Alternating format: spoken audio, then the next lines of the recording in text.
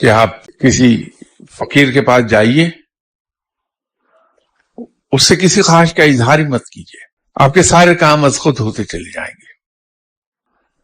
یہ نہیں کہ وہ فقیر کر رہا ہوتا، اللہ معاف فرمائے، معاذ اللہ، یہ تو شرک ہے۔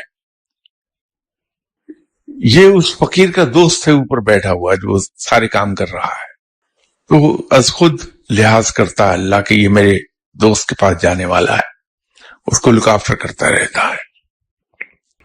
اور کہیں انسان نے بھولے سے یہ کر لیا کہ اس آدمی کے پاس، اس فقیر کے پاس میں بے لوس ہو کے جاؤں تاکہ میرے دوسرے سارے کام ہو جائیں، کام ہی نہیں ہوگا، اس لیے کہ وہ تو غرض ہو گئی وہاں۔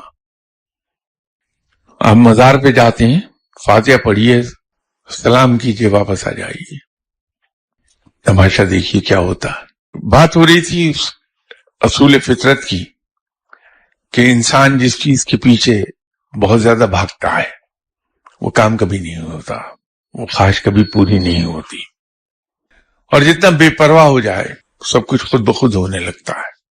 رزق اور مال دنیا سے دور بھاگیے، مال دنیا آپ کے پیچھے پیچھے بھاگتا ہے۔